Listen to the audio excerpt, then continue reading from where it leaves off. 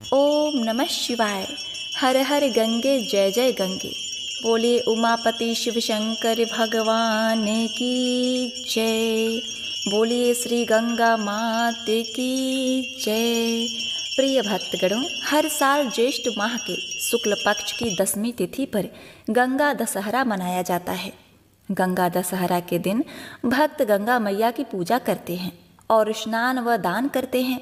माना जाता है कि गंगा दशहरा के दिन स्नान करने पर भक्तों को पापों से मुक्ति मिल जाती है। शास्त्रों के अनुसार ज्येष्ठ माह के शुक्ल पक्ष की 10वीं तिथि पर धरती पर मां गंगा का अवतरण हुआ था। इसीलिए इस दिन को गंगा दशहरा के रूप में मनाया जाता है और गंगा स्नान करने से सुख समृद्धि का आशीर्वाद मिलता है। माना जाता है कि इस दिन गंगा स्नान करने से 10 पाप नष्ट हो जाते हैं, जैसे कि निषिद्ध हिंसा, पर स्त्री गमन, बिना दी हुई वस्तु को लेना, कठोर वाणी, दूसरे के धन को लेने का विचार, दूसरों का बुरा करना, व्यर्थ की बातों में दुराग्रह, झूठ बोलना, चुगली करना, दूसरों का अहित करना, ये 10 पापों से व्यक्ति को मुक्ति मिल जाती है। इस साल 16 जून 2024 के दिन गंगा दशहरा मनाया जाएगा। इस दिन स्नान के लिए ब्रह्म मुहूर्त बेहद शुभ होता है। हालांकि गंगा दशहरा के शुभ अवसर पर सुबह 7:08 से सुबह 10:37 तक शुभ मुहूर्त रहने वाला है। तो आज मैं सुना रही हूँ गंगा दशहरा के दिन सुनी जाने वाली गंगा अवतरण की बड़ी ही दुर्लभ पौराणिक व्रत कथा, जिसे आप सभी भक्तगण बड़ी श्रद्धा तथा प्रसन्न चित्त मन से पूरा अवश्य सुनिएगा। यदि आप भोलेनाथ को सच्चे हृदय से मानते हैं तो कमेंट में ओम नमः शिवाय हर हर गंगे अवश्य लिखिएगा। मैं भगवान भोलेनाथ माता गंगा से प्रार्थना करती हूँ कि जो भी मनुष्य इस कथा को सुन रहा है उसके घर में सुख समृद्धि बनाए रखना, उसके सभी पापों को नष्ट कर देना। जय हो गंगा माँ। सूर्यवंश में बाहु नाम के एक राजा हुए। वे बड़े ही धर्मपरायण राजा थे। वे अपनी प्रजा का पालन पुत्रों के समान करते थे। पापियों और द्रोहियों को उचित दंड देते थे, जिससे समस्त प्रजा निर्भय होकर धर्मपूर्वक रहते थे। उनके राज्य में अन्न वस्त्र की कोई कमी नहीं थी, जिससे समस्त प्रजाजन वहाँ सुखपूर्वक निवास करते थे। एक समय राजा बाहु के मन में अहंकार उत्पन्न हो गया। वे सोचने लगे कि पूरी पृथ्वी पर मेरे जैसा कोई राजा नहीं। मेरे राज्य में हर ओर सुख शांति है। मैंने अपने सभी शत्रुओं को जीत लिया है। मुझे समस्त वेद और शास्त्रों का ज्ञान है। इस संसार में मुझसे बढ़कर दूसरा कौन है? अब मनुष्य स्वयं को सबसे अच्छा मानने लगता है तो उसे दूसरों में दोष दिखाई देने लगता है। जो दूसरों में दोष देखते हैं उनकी वाणी भी दूसरों के प्रति कठोर हो जाती है। जिसका मन सदा दूसरों में द्वेष देखने पर लगा रहता है और जो सदा कठोर भाषण किए करते हैं, उनके प्रियजन, पुत्र तथा भाई बंधु भी शत्रु बन जाते हैं। इसीलिए जो मनुष्य मित्र, संतान, गृह, धन, धान्य आदि सबकी हानि देखना चाहता है, उसे ही यह काम करना चाहिए। इस प्रकार अहंकार के बढ़ जाने के कारण राजा बाहु अत्यंत उदंड हो गए और परिणाम स्वरूप उनके बहुत सारे शत्रु बन गए। हैहर और तालजंग कुल के क्षत्रियों से उनकी प्रलय शत्रुता हो गई और उनके साथ राजा बाहु का घोर युद्ध छिड़ गया। युद्ध में राजा बाहु परास्त हो गए और दुखी होकर अपनी दोनों पत्नियों के साथ वन में चले गए और वहीं समय व्यतीत करने लगे। दुख और संताप से राजा बाहु का शरीर जर्जर हो गया और कुछ समय बाद वन में ही उन्होंने प्राण त्याग दिए। उस समय उनकी छोटी पत्नी गर्भवती थी। पति के गुजर जाने से उन्हें बहुत दुख हुआ। उन्होंने पति के साथ ही चिता में जलने का निश्चय कर लिया। उस स्थान से कुछ ही दूरी पर और मुनि का आश्रम था और मुनि परम तेजस्वी पुरुष थे। उन्हें तीनों कालों का ज्ञान था। जब उन्होंने राजा बाहु की उस पतिव्रता छोटी रानी को सती होते देखा तो उनको मना करते हुए कहा, हे देवी, तेरे गर्भ में शत्रुओं का नाश करने वाला चक्रवर्ती बालक है, इसीलिए तुम चिता पर चढ़ने का साहस मत करो। वैसे भी शास्त्रों में गर्भवती स्त्री के सती होने का निषेध है। यदि तुम स्वयं अपनी इच्छा से सती होना चाहती हो, पर तुम्हें अपने गर्भ में पल रहे शिशु की हत्या करने का अधिकार नहीं है, अतः तुम्हें यह पाप नहीं करना चाहिए। मुनि के इस प्रकार कहने पर रानी उनकी बात मान गई और फिर दोनों रानियों ने मिलकर पति का विधि पूर्वक अंतिम संस्कार किया और ऋषि के कहने पर उन्हीं के आश्रम में रहने चली गईं। और मुनि के आश्रम में रहकर दोनों रानियां महर्षि की सेवा सत्कार में समय व्यतीत करने लगी। पर छोटी रानी अपने पूर्व के संस्कारों के कारण धर्म कर्म में विशेष रुचि लेती और मुनि के सुंदर प्रवचनों को अपने हृदय में धारण करके हमेशा परमेश्वर के ध्यान भजन में संलग्न रहती थी, जिससे बड़ी रानी के मन में उनके प्रति ईर्ष्या होने लगी। और एक दिन बड़ी रानी ने छोटी रानी को भोजन में जहर मिलाकर दे दिया, पर ईश्वर की कृपा से छोटी रानी पर उस जहर का कोई प्रभाव नहीं पड़ा और ना ही गर्भ में पल रहे शिशु पर। समय आने पर छोटी रानी ने एक पुत्र को जन्म दिया और मुनि ने गर अर्थात विष के साथ उत्पन्न हुए उस बालक का नाम सगर रखा। माता ने बालक सगर का बड़े प्रेम पूर्वक पालन पोषण किया। जब बालक सगर कुछ बड़ा हुआ तो और मुनि ने उसका यज्ञोपवीत संस्कार किया और उसे शास्त्रों का अध्ययन कराया, साथ ही अस्त्र शस्त्रों की शिक्षा भी दी। और मुनि से शिक्षा पाकर बालक सगर बलवान, बुद्धिमान और धर्मात्मा हो गए। एक दिन सगर ने अपनी माता से पिता के बारे में जानना चाहा। तब माता ने उन्हें सारा वृत्तांत कह सुनाया कि किस प्रकार सगर के पिता शत्रुओं से हार कर वन में आए और यहाँ और मुनि के आश्रम में सगर का जन्म हुआ। सारी कथा जानकर सगर को भीषण क्रोध उपजा और उन्होंने माता के सामने प्रतिज्ञा कर ली कि वह अपने पिता के शत्रुओं का नाश कर देगा और अपना खोया हुआ राज वापस लेगा। तब माता से आज्ञा लेकर सगर और मुनि के पास पहुँचे और उनका आशीर्वाद लेकर वहाँ से प्रस्थान किया और अपने कुल गुरु महर्षि वशिष्ठ के पास पहुँचे।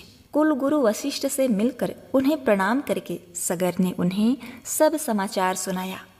महर्षि वशिष्ठ सगर को देखकर अत्यंत प्रसन्न हुए और उन्हें विभिन्न प्रकार के दिव्य अस्त्र शस्त्र प्रदान किए। इस प्रकार सभी दिव्य अस्त्र शस्त्रों से सुसज्जित होकर सगर कुल गुरु वशिष्ठ से आज्ञा लेकर अपने पिता के शत्रुओं से युद्ध करने पहुँचे। सूरवीर सगर ने बहुत ही कम समय में अपने सभी शत्रुओं को पराजित कर दिया। तब शक, यवन तथा अन्य बहुत से राजा अपने प्राण बचाने वशिष्ठ मुनि के शरण में पहुँचे। गुरु वशिष्ठ की बात मानकर सगर ने उन राजाओं को प्राणदान दे दिया।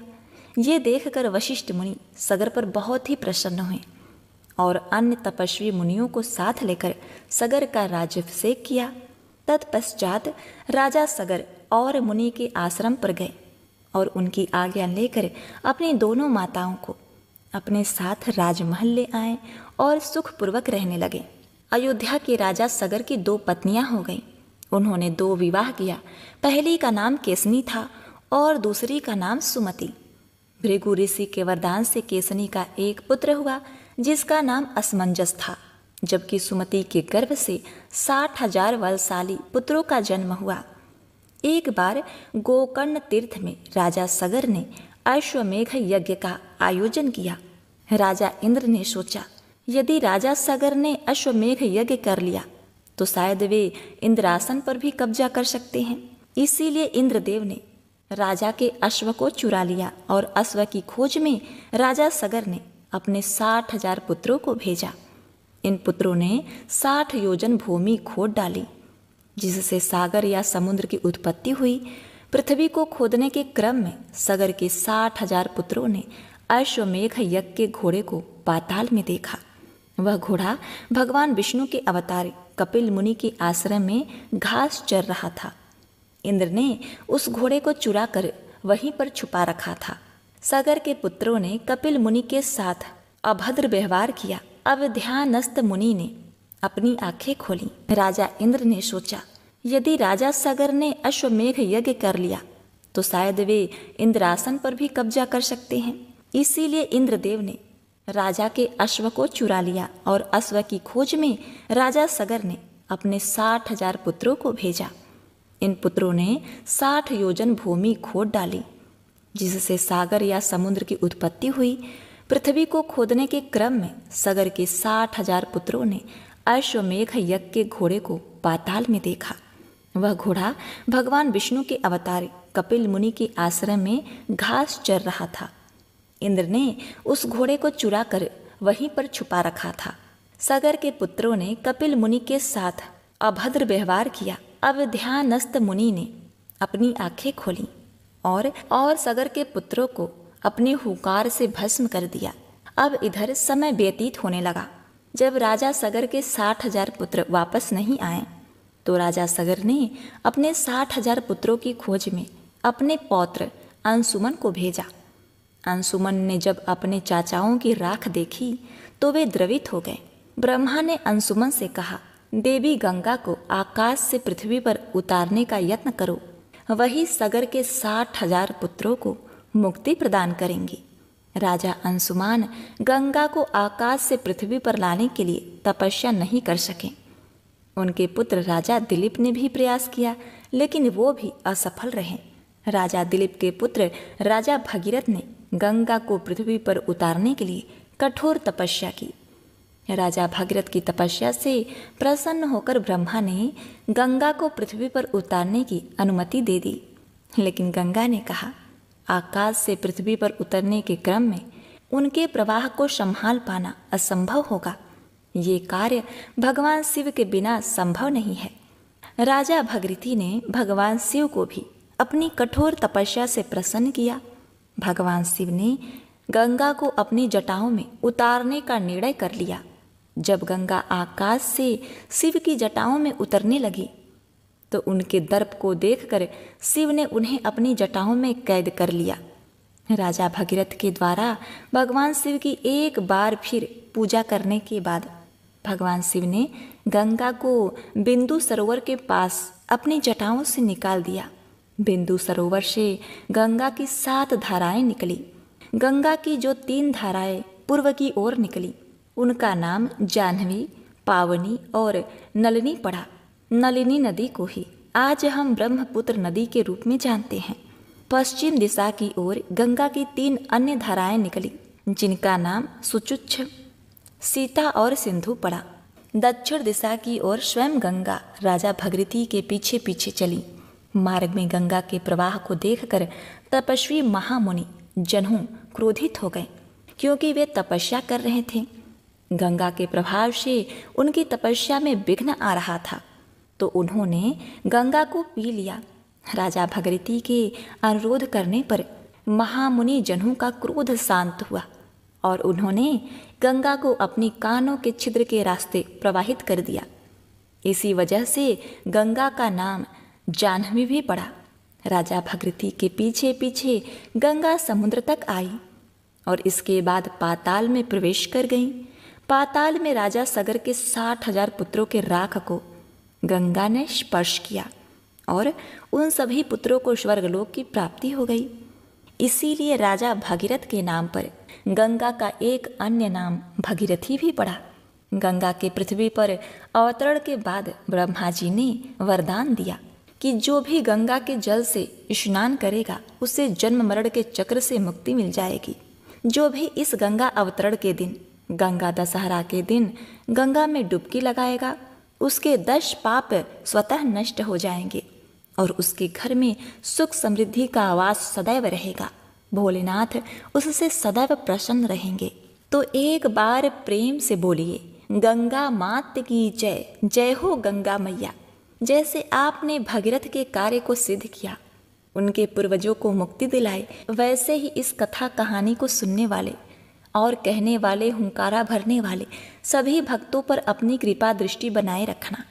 पार्वती पते हर हर महादेव। प्रिय भक्तगणों, इस कथा को पूर्ण करने हेतु अब आगे आप सुने भोलेनाथ की सौभाग्य देने वाली सुंदर कथा। तन की जाने मन की जाने, जाने चित की चोरी, उस महाकाल से क्या छिपावे, जिनके हाथ में है सबकी डोरी। एक बहुत ही मनोरम गांव था। उस गांव के बाहर छोटा सा शिव मंदिर था, जिसमें एक बहुत ही बूढ़े पुजारी रहा करते थे। एक दिन एक गरीब माँ अपने नन्हे से बालक को मंदिर के द्वार पर छोड़कर चली गई। बहुत खोजने पर भी पुजारी जी को बालक के परिवार का कुछ पता नहीं चला।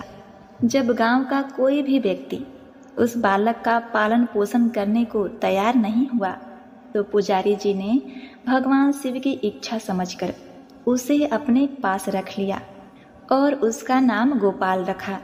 गांव के श्रद्धालु भक्तों से जो कुछ प्राप्त होता, उसी से भगवान शिव का, पुजारी जी का और बालक गोपाल का किसी तरह गुजारा चलता था। यदि किसी दिन कम भी पड़ जाता, तो पुजारी जी बालक और भगवान को भोग लगाकर स्वयं गंगा जल पीकर रह जाते। धीरे धीरे गोपाल बड़ा होने लगा और वह पुजारी जी के कामों में हाथ बटाने लगा। वृद्ध पुजारी जी के थके हारे हाथों को कुछ आराम मिलने लगा। इसीलिए उन्होंने गोपाल को मंदिर की सफाई, भगवान शिव की पूजा, उनको भोग लगाने और उनकी आरती करने की विधि अच्छी प्रकार समझा दी। भगवान शिव के नाम का जाप और कीर्तन करने में समय लगाने लगे।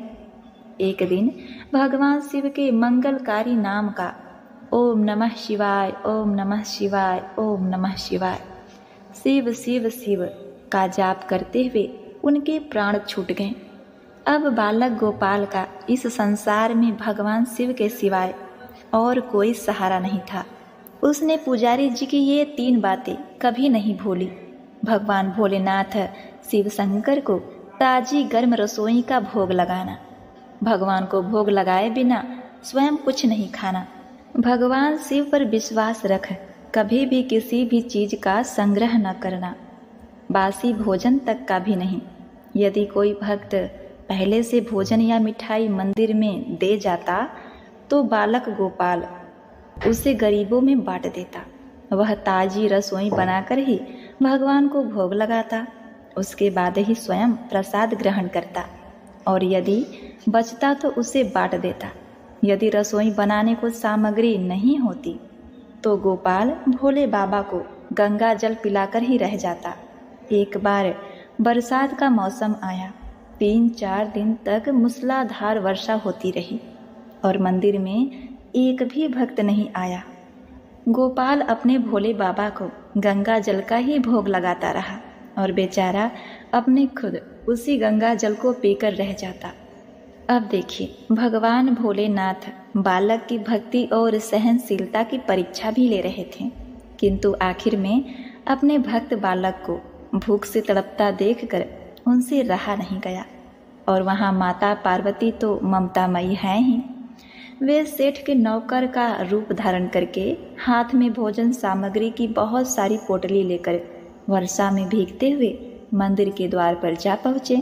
उन्होंने आवाज़ लगाकर गोपाल को बुलाया और उसके हाथ में पोटली देते हुए बोले, सेठ जी ने यह कच्चा राशन भेजा है, इसे रसोई बनाओ और भोग लगाओ और स्वयं भी प्रसाद पाओ।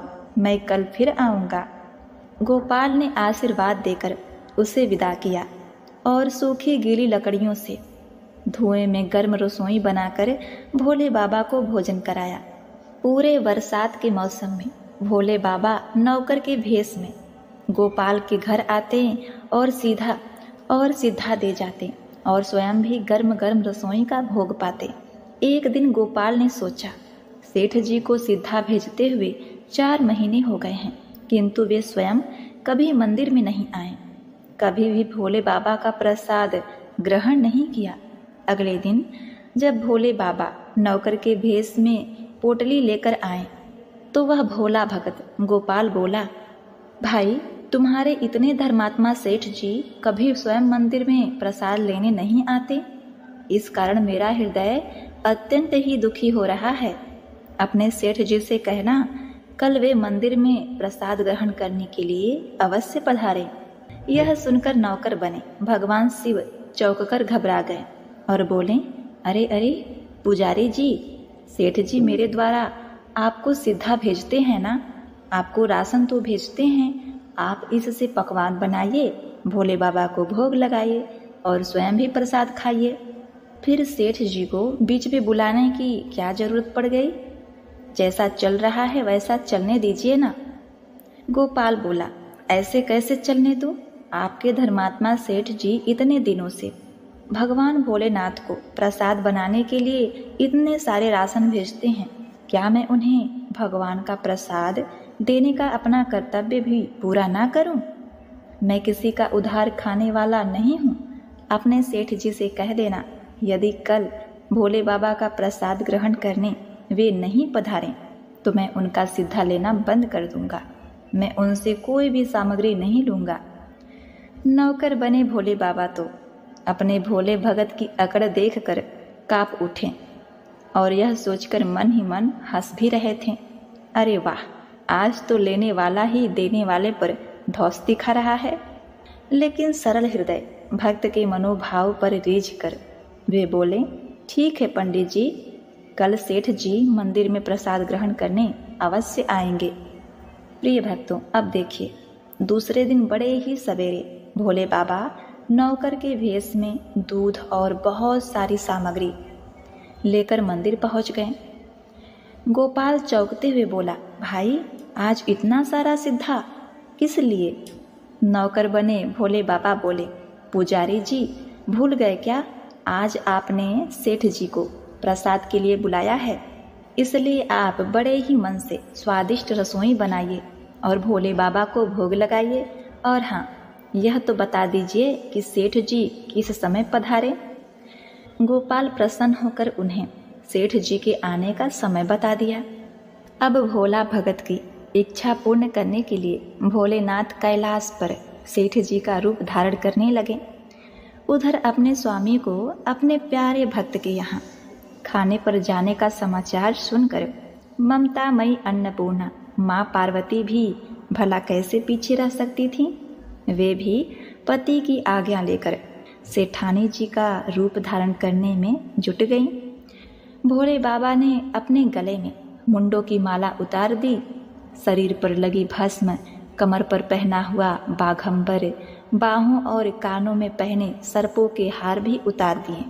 उन्होंने एक मखमल सुंदर कुर्ता धारण किया, अपने जटाएं सीधी कर गंगा और चंद्रमा को उसमें छिपा लिया, ऊपर से एक सुंदर सी रंग बिरंगी पगड़ी भी पहन ली। सदैव नंगे पैर विचरण करने वाले हमारे शिव जी आज अपने पैरों में रेशमी जूतियां धारण कर ली थी।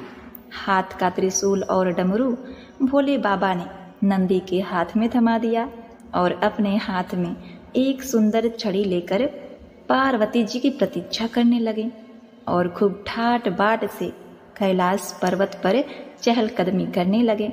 उधर पार्वती जी घंटों से अपना श्रृंगार करने में जुटी थी, चूँकि महिलाओं की आदत है ना, वैसे ही उन्होंने आज अपने पति देव के नगर में बनी सुंदर नगरी काशी, जहाँ से बनारसी साड़ी उसे पहन लिया, जिसका रंग सेठ जी के कुर्ते से बहुत ही मैच कर रहा था। उन्होंने सोने चांदी हीरे के जगमगाते हुए आभूषण धारण कर लिए। अपने हाथ में बहुत ही सुंदर बने हुए धन के थैले को थाम लिया और भोले बाबा के बार बार आवाज लगाने के बाद श्रृंगार कक्ष से बाहर आईं। जब पार्वती जी और शिव जी ने एक दूसरे को सेठ सेठानी के वेश में देखा तो वे चकित होकर एक दूसरे को निहारते ही रह गए।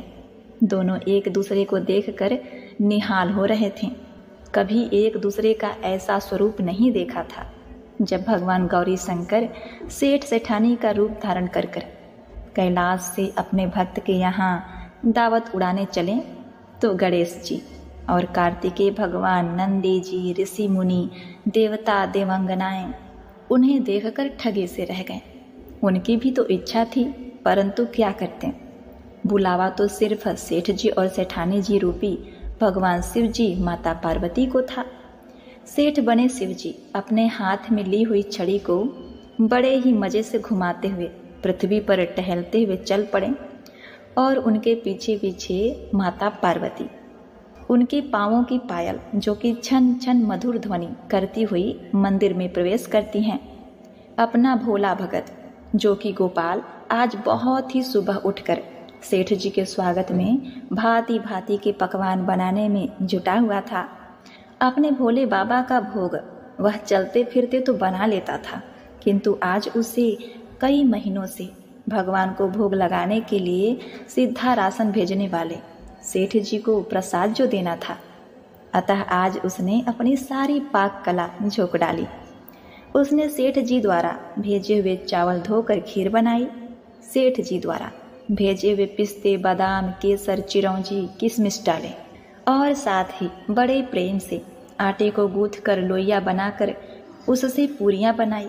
रसोई बनाकर भोला भगत पुनः स्नान करने चला गया ताकि स्वच्छ वस्त्र पहनकर भोले बाबा को भोग लगा सके और सेठ जी उसका प्रसाद पा सकें। जब भोला भगत गोपाल स्नान करके लौटा तो देखा सेठ जी प्रसाद ग्रहण करने के लिए स्वयं तो आए ही हैं, संग में अपनी सेठानी जी को भी लाए हैं। दोनों का आदर सत्कार किया, उन्हें आसन देकर बैठाया और बोला, मैं अभी भगवान को भोग लगाकर आता हूँ, फिर आपको प्रसाद परोसूंगा। भावना के भूखे भोले बाबा से भूख सहन नहीं हो पा रही थी, इसलिए वे बोले, पुजारी जी भगवान को जल्दी से भोग लगाकर आइए, मुझे भूख सहन नहीं हो रही। भोला भगत गोपाल बोला, सेठ जी भूख तो मुझे भी बड़ी जोर से लगी है, किंतु मैं अपनी भूख के कारण अपने भगवान को भोग लगाना थोड़े ही भूलता। यदि दुनिया के सारे लोग इसी तरह अपनी भूख के लिए भगवान को भोग लगाना भूल जाएं, तो भगवान तो भूखे ही रह जाएंगे। सेठ जी बने हमारे भोले बाबा। महादेव जी बोले, अच्छा ठीक है पुजारी जी, एक पत्तल उठा, इधर मैं पत्तल परोसता हूँ, मुझसे भूख तो सहन नहीं हो पा रही है और आप भगवान भोलेनाथ को भोग लगाकर आइए। गोपाल सेठ जी बने भोले बाबा को डांटते हुए बोला, सेठ जी भगवान के काम में न तो जल्दीबाजी चलती है और न ही कंजूसी। मैं जब तक भगवान को भोग नहीं लगा लेता आप रसोई के पास भी नहीं फटकेंगे। आप चुपचाप इधर बैठ जाइए और ओम नमः शिवाय जपते रहिए, मैं अभी आता हूँ और आपको भर पेट भोजन कराता हूँ। सेठ बने शिवजी डांट खाकर चुपचाप अपने आसन पर जा बैठे। सेठानी बनी पार्वती जी उनकी यह दशा देखकर बड़ी मुश्किल से अपनी हंसी रोक पाईं, लेकिन जैसे ही भोला भगत गोपाल पत्तल में सामग्री लेकर भगवान को भोग लगाने मंदिर में गया, भगवान शिव पार्वती जी को मौन रहने का संदेश देकर चुपके चुपके पैर रखते हुए रसोई में गए और उन्होंने एक एक व्यंजन उठाकर चखना शुरू कर दिया। भोले बाबा तो प्रसाद को चखते ही चौंक गए। खीर में चीनी की जगह नमक भरा हुआ था, सब्जियों में चीनी भरी हुई थी। जैसे ही भोले बाबा ने रोटी का एक ग्रास तोड़कर मुंह में दिया, सी सी करने लगे, क्योंकि रोटी में मिर्ची ही मिर्ची भरी थी। वे सी सी करते हुए उल्टे पांव भाग गए और अपने आसन पर जा बैठे। माँ पार्वती अपने स्वामी की यह हालत देखकर खिलखिलाकर हंस पड़ी। इससे पहले कि भगवान शिव जी पार्वती जी के सामने कुछ सफाई दे पाते, गोपाल ओम नमः शिवाय ओम नमः शिवाय मंत्र का जाप करते हुए आ पहुँचा। उसने भोजन को रसोई में से निकाल कर गंगा जल छिड़क कर प्रसाद मिलाकर पवित्र बना डाला और फिर सेठ जी के सामने पत्तल परोसकर हाथ जोड़कर बोला, सेठ जी अब आप जी भरकर प्रसाद पाइए।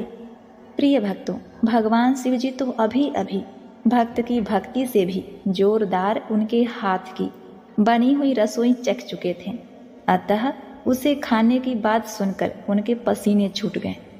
कभी वे गोपाल का मुंह देखते और कभी माता पार्वती को देखने लगते।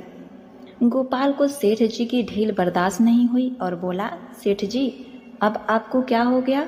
अभी अभी तो इतने उतावले थे, आपको भूख लगी थी, अब आप भोजन क्यों नहीं करते? अगर आप भोजन ग्रहण करेंगे तभी तो माताजी प्रसाद ग्रहण करेंगी और फिर मैं पाऊंगा। गोपाल की ललकार सुनकर भोले बाबा ने चुपचाप खीर का कुल्हड़ उठाया और सारी नमकीन खीर गटागट पी गए। कुल्हड़ खाली होने की देर थी कि वह भोला भगत गोपाल ने उसे झट से भर दिया। अपने प्रिय भक्त के हाथों से परोसे हुए भोग में भगवान को आज 2 गुना स्वाद लगने लगा। जगत जननी माता पार्वती भक्त और भगवान दोनों के प्रेम को देखकर मंत्रमुग्ध होती रहीं। जब सारी रसोई समाप्त हो गई तो भगवान ने एक जोरदार की डकार ली। भोला को होश आया और बोला, सेठ जी वाह, मैं ही बावला था जो इतनी थोड़ी सी रसोई बनाई है। अरे मुझे पता होता कि आपको प्रसाद ग्रहण करना इतना अच्छा लगता है तो मैं और ज़्यादा रसोई बनाता। भगवान शिव अपने पेट पर हाथ फेरते हुए सेठानी बनी पार्वती जी की ओर मुस्कुराते हुए बोले, पुजारी जी, मैं इतना रोज कहाँ खाता हूँ, किंतु आज प्रसाद इतना स्वादिष्ट बना था कि अपने पर वश ही नहीं कर सका और खाता ही चला गया। किंतु तभी गोपाल रुआंसा होकर बोला, सेठ जी अब तो आपने ठीक नहीं किया, माता जी तो भूखी ही रह गईं, वे क्या खाएंगी। ममतामयी पार्वती जी ने उस भोले भक्त गोपाल को रुआंसा देखकर उन्होंने बची हुई खीर की 4 बूंदें अपने कंठ में डाल ली। भोले बाबा द्वारा भोग लगाने से प्रसाद में अलौकिक तेज और स्वाद भर गया था। ऐसी सुगंध और मीठी खीर चखकर जगत जननी तृप्त हो गई और उनके तृप्त होते ही सृष्टि का प्रत्येक प्राणी तृप्त हो गया। भोला भगत गोपाल बोला, सेठ जी आपने और माताजी ने प्रसाद तो ग्रहण कर लिया, इससे मुझे बहुत ही संतोष हुआ। समझ लीजिए कि आप दोनों द्वारा प्रसाद ग्रहण करने से मेरा भी पेट भर गया। मेरी तो वैसे भी महीने में 4 एकादशी हो जाती है, किंतु मैं भी 1 दाना ले ही लेता हूँ, जिससे कि भगवान के प्रसाद का अनादर न हो। यह कहकर जैसे ही गोपाल ने खीर के पात्र में लगा चावल का 1 दाना उठाकर अपने कंठ में डाला, उसकी जन्म जन्मांतर की भूख प्यास मिट गई और समस्त वासनाओं और इच्छाओं की तृप्ति हो गई। उसके ज्ञान के नेत्र खुल गए और उसने देखा उसके सामने त्रिलोकनाथ भगवान शंकर और जगत जननी पार्वती जी आशीर्वाद मुद्रा में मुस्कुराते हुए खड़े हैं। गोपाल दौड़कर उनके चरणों में लौटता गया और भक्तिपूर्वक अपनी अश्रुधारा बहाता गया। एक बार प्रेम से बोलिए, जय भोलेनाथ, ओम नमः शिवाय। हे भगवान शिव शंकर, जिस प्रकार आपने अपने उस भोले भक्त को दिया, उसे दर्शन दिया, उसे कृतार्थ किया, वैसे ही अपने सभी भक्तों को करना। कहानी सुनने वाले, पढ़ने वाले और हुंकारा भरने वाले सबका कल्याण करना। ओम नमः शिवाय। जय माता जगत जननी, जय पार्वती माँ। प्रिय भक्तों, उम्मीद करती हूँ आज की यह कथा आपको बहुत ही पसंद आई होगी। अगर आपको हमारी यह कथा पसंद आई है तो आप हमारे चैनल को सब्सक्राइब, वीडियो को लाइक और कमेंट में हर हर महादेव अवश्य लिखिएगा। आपका जीवन सुखमय और कल्याणकारी हो, इसी कामना के साथ आपसे विदा लेते हैं। मिलते हैं नेक्स्ट वीडियो में। तब तक के लिए नमस्कार।